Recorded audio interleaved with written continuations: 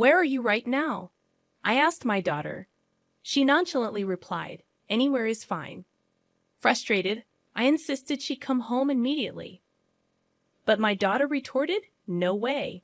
We're on an overseas vacation. We won't be back for another 3 days." When I called her, she didn't seem remorseful at all. Instead, she answered with high energy and laughter. As I passed by my daughter and son-in-law's house, I heard a faint cry for help from inside. The voice was incredibly small, that of my beloved grandchild. Using my spare key to enter the house, I discovered my 5-year-old grandchild tightly bound in a rope, hidden deep inside the closet. My daughter and son-in-law had exposed my precious grandchild to danger, and the consequences were severe. Fueled by anger, I resolved that my daughter and son-in-law must be held accountable, no matter what. My name is Mary, and I am a grandmother. Lately, the chilly weather has kept me indoors, making me feel quite lonely. You see, my husband passed away several years ago, leaving me to live alone. His death was truly heartbreaking, and the loneliness persisted for a long time. However, there's something that brings me joy now: my kindergarten-age grandchild, Mia. Over the past few years, I haven't seen my daughter Samantha and her husband Michael very often. The frequency of our visits decreased significantly after Mia was born. But despite being a somewhat absent grandmother, Mina has grown very fond of me. Occasionally, she'll say, "I love you, Grandma." Each time she does, my heart swells with affection. As a result, I find myself buying her various things and even sending her allowances. People around me recognize this as grandma spoiling, but I have no regrets. Mia is my one and only grandchild, a precious presence that cannot be replaced. Right now, my love for Mia fills my heart completely. However, I also have concerns revolving around my daughter and son-in-law's parenting approach. Frankly, Samantha tends to prioritize her own needs over those of her child, and Michael, her husband, doesn't seem particularly attached to Mia. When I raised Samantha, I believe I showered her with affection, just as my late husband did. That's why, deep down, I want to voice my complaints about Samantha's current family situation. On the other hand, I hesitate to interfere in their parenting decisions. Honestly, anything I say would likely be unwelcome, and they probably wouldn't listen. Moreover, if Samantha's stress from being scolded by me were to inadvertently affect Mia, it would be disastrous. So despite my conflicting feelings, I've decided not to meddle too much in their parenting choices. Although it's lonely not seeing Mia often, I know that if necessary, I can still visit her. Currently, they reside in the house where my late husband and I used to live. After his passing, managing the spacious home alone became overwhelming, so I handed it over to them. That's why I also have a spare key. Sometimes I find myself thinking that I'd like to visit their home and see Mia, even if it's just spontaneously. One day, I had the chance to pass by my daughter and son-in-law's house after a long time. Since their home is quite a distance from where I currently live, I rarely visit on my own. However, there was a reason I decided to go there that day. I had been invited by a friend who lives in the neighborhood. This friend happened to be a classmate from middle school, so I assumed we would reminisce about old memories. Little did I know that the conversation would take a much more serious turn.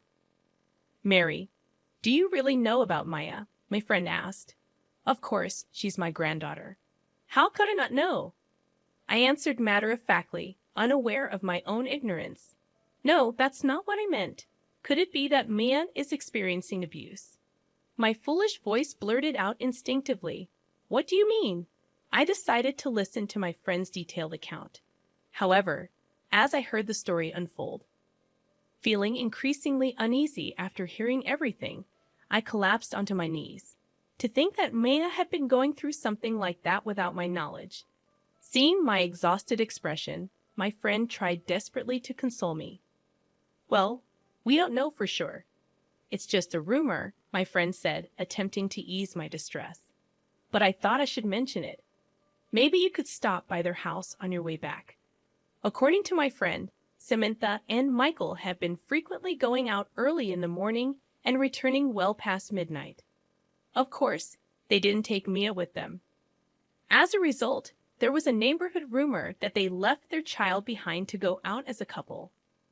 Additionally, some people noticed Mia spending long hours on the balcony, and concerned neighbors who tried to talk to her were usually met with Samantha's baffling response, "She's fine.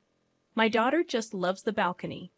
Hearing this, I couldn't help but think that my daughter and son-in-law might be capable of such behavior. "Well, I believe I raised Samantha properly. I can't fathom where things went wrong," I muttered, feeling a mixture of confusion and disappointment. My friend advised me to check on Mia's well-being as well. So with my hands trembling slightly, I left the house promptly and headed toward my daughter and son-in-law's home. As I pressed the doorbell, there was no sign of anyone coming out, only the sound of the chime echoing. "Are they not home?" I muttered, about to leave the premises. However, at that moment, I thought I heard something. Help! The word was faint, and my hearing had deteriorated lately, making it challenging to catch soft sounds. Unable to discern it clearly, I addressed the noise. "Is someone there?" There was no response. Maybe I had misheard, I thought, as I turned away from the house. But finally, I distinctly heard the plea, "Help." My spine chilled. The source of that desperate cry could only be Mia. As a doting grandmother, I couldn't possibly have misheard. Given the circumstances, my daughter and son-in-law were likely out somewhere. But even if they left their child alone, why would she be calling for help? My mind raced to the worst possibilities, and I swiftly used the spare key to enter the house. "Mia? Mia, where are you?" My voice echoed through the house, and from not too far away, I heard Mia's reply, "Grandma?" "Yes, it's Grandma." "I'm here, Grandma." Mia informed me that she was inside the closet. My worst fears had come true. Mia was left bound in a tight coil of rope inside the closet. Mia. How could this happen? Desperate, I clawed at the rope, trying to free her as quickly as possible. But the knots resisted my efforts. The constriction was severe, leaving faint marks on Mia's skin. I grabbed nearby scissors and managed to release her from the restraints. "Grandma, are Mom and Dad not here?" Mia's voice trembled, resembling a fledgling bird frightened by an external threat. "They're not here, but it's okay. You're safe now," I assured her. As I spoke, Mia flung herself into my arms, tears streaming down her face. My wet, shoveled clothes didn't matter. My daughter and son-in-law had gone too far. They had crossed a line that should never be crossed. Suppressing my trembling anger, I held Mia gently, looking at her frail body once more. I noticed she had grown even thinner, weakened from likely not eating properly for days. The marks from the rope on Mia's body were vivid, resembling bruises. These might take a while to fade. My anger surged uncontrollably, and I dialed Samantha's number. After a brief pause, a sluggish voice came through the phone. Hello?" Her tone hinted at intoxication. It was inconceivable that she would be drinking while her own daughter was in such a weakened state. Suppressing my volcanic rage, I spoke in an icy tone. "Where are you right now?" "Anywhere is fine." She didn't seem remorseful. Instead, her high spirits grated on my nerves. "Samantha, answer truthfully. Where are you?" Perhaps sensing my seriousness, she finally revealed their whereabouts. "We're on a family vacation abroad." Why a family vacation? Yet they left Mia locked in a closet. How could this be a family trip? I pretended to be fooled by my daughter's talk of including Mia. My daughter's mood was somewhat lowered, but her annoyance at my biting remarks showed through the nuances of her words. "Regardless, come home immediately." "Why?" "It's a special family vacation. We won't be back for another 3 days, of course." I hadn't anticipated their immediate return, but when I heard the truth directly from my daughter, it ignited a firestorm of anger within me. Just as I was about to voice my thoughts, Samantha abruptly ended the call with a dismissive busy. Her cavalier attitude towards neglecting her own child for personal enjoyment filled me with intense contempt and disgust. To think that such despicable behavior came from my own daughter. I found myself regretting my parenting decisions and feeling a profound sense of apology towards my late husband. Amidst this whirlwind of emotions, my composure returned when I saw Mia gripping my sleeve, her worried expression pulling at my heartstrings. Mia was visibly weakened, prompting me to rush her to the hospital. The doctor confirmed that she was on the brink of severe malnutrition, though her life wasn't in immediate danger. I felt a wave of relief knowing that Mia was safe, at least for the moment. However, my anger towards my daughter and son-in-law flared up. Their actions had endangered my precious grandchild, and the consequences were severe. I was resolute in my decision that they must be held accountable, regardless of the circumstances. Discovering the extent of my daughter's actions was truly heart-wrenching. She had never displayed such extreme behavior before. While neighborhood gossip hinted at mild mistreatment, I knew my daughter wasn't foolish enough to jeopardize so much. The thought of Mia being genuinely abused filled me with dread, considering the potential ruin it could bring upon Samantha and Michael's lives. Despite my conflicted emotions, I couldn't shake the nagging question of what could drive them to such drastic measures. If there was a solid motive behind their actions, perhaps it warranted legal intervention. So, despite the painful memories it stirred, I resolved to seek a detailed account of the situation from Mia. She hesitantly began to share. I witnessed Mom bringing home a man I didn't recognize, and the implication was clear. Samantha was likely involved in an affair. My anguish deepened as Mia continued her account. I thought he might be Dad's friend, so I innocently asked, "But Mom?"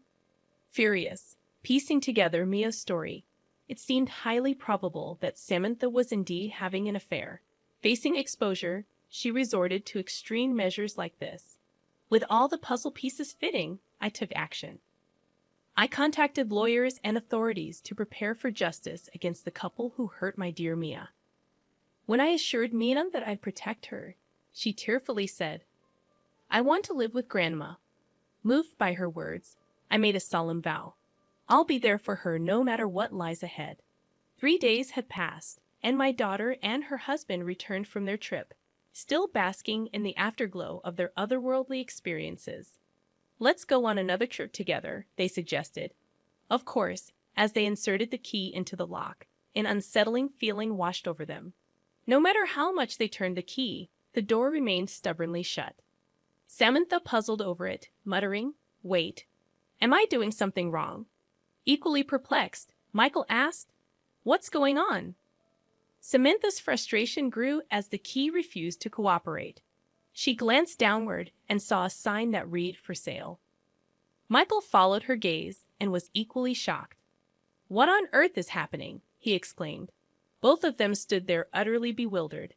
Then it hit Samantha, the person responsible for this bizarre situation. "That old hag!" she exclaimed, grabbing her phone. Samantha dialed the number registered as "annoying old lady." "Hello!" My voice, slightly high-pitched, echoed through the phone. Samantha erupted in anger, venting her frustration. "What the hell? Why is our house listed for sale? Did you do this? It's unbelievable." I chuckled, but the laughter didn't come from the phone. It emanated from behind her. When Samantha turned, she saw me wearing a triumphant smile. "I'm disappointed in you," I calmly reproached her. "I've always had doubts about your parenting style, but I never imagined it would come to this." "Huh? What are you talking about?" Samantha's voice trembled with confusion. "You claimed you were on a family vacation abroad, right? Isn't Mia supposed to be with you?" I pressed, noticing her husband's absence beside her. Samantha panicked and stammered. "Well, Mia went to a friend's house to deliver souvenirs," she blurted out. "Really?" I responded, beckoning Mia, who had been hiding behind me. She clung to my legs, and Samantha's face turned pale. "Mia, why are you here?" Samantha asked, her voice faltering. You bound Mia with ropes and locked her in the closet. You're truly despicable. Why would you do such a thing? I accused, my disappointment turning to anger. Samantha, realizing she was caught, tried to justify herself. What do you know? Parenting is tough. Sometimes you have to discipline kids like that to teach them. Indeed, parenting is challenging. If only my foolish daughter had followed your example, maybe she'd be a slightly better person. I laced my words with sarcasm. Samantha fell silent, while Michael, usually quiet, voiced his frustration. Why sell the house? What's going on? When you took over the house, you never changed the ownership. So legally, this house is still mine. As the owner, I can sell it if I want, I explained, watching Samantha tremble. So where are we supposed to live now? She asked, her voice tinged with fear. Disheartened, the couple failed to express concern for their child.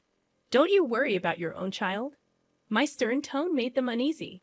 Well, Lena is under your protection, right? No problem, I sighed, their indifference infuriating me. Samantha's words left me speechless, but there was something. Reluctantly, I needed to convey the situation.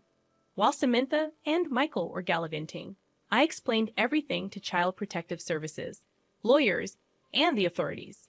Custody had been transferred to me. Their expressions didn't darken. Instead, they seemed oddly pleased. Really? So we don't have to deal with parenting anymore? Fantastic. Occasionally, you do something good too, Samantha remarked, her tone flippant. Michael remained silent but nodded in agreement. However, I knew that sharing this news would put them in a good mood. So, with the intention of finally retaliating, I spoke up. Well, it's not that easy for custody to change, right? You're not foolish, so you can imagine that much, I said pointedly. Despite my words, the couple seemed oblivious to the gravity of the situation. I continued, I merely consulted with Child Protective Services, but they deemed this incident quite serious and contacted the police. Their faces turned pale rapidly. I smiled sweetly and added, You too should reflect on your actions in prison. Samantha protested, Wait, what's going on? This is bad. We need to escape. Michael, usually quiet, snapped, Calm down. It's not like they're coming for us right away.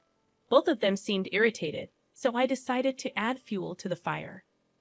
By the way, Michael, the reason Samantha locked me up this time is because her affair was about to be exposed. I revealed. Michael's face momentarily showed confusion, but then he blushed furiously and lunged at Samantha. What do you mean you were having an affair? Calm down, this old hag is just making things up. Samantha tried to soothe him, but Michael remained visibly agitated. Ignoring their squabble, I continued, and guess who Samantha's affair partner was? James, her high school classmate. You know, the guy who lives nearby. Samantha's expression tightened. How do you know all this? She had inadvertently admitted to the affair herself, and Michael was now berating her with fury. Seeing his rage, I found it somewhat amusing, but I wasn't done yet. By the way, James is married. His wife was furious when she found out. She even threatened to sue for damages. I added calmly. Samantha fell silent. Understandably so. She needed to find a new home, come up with excuses for the police, and brace herself for a hefty alimony payment. The police matter was almost a foregone conclusion. She was likely to be arrested. Right now, she was experiencing the lowest point in her life. But it wasn't enough to make amends for what she did to Mia. So, I decided to deliver one final significant punishment. I actually hired a lawyer to investigate various matters. It turns out that Samantha had been using the money I sent for Mia's support. There should have been hundreds of thousands of dollars saved up, but you two seem to have spent it recklessly. Even the recent trip expenses were covered, it seems, I said, looking at Samantha, who appeared defeated. Michael, who had lost his composure until now, reacted slightly to my words. I've been inconvenienced too, so I'll be making a claim, I added with a touch of irony.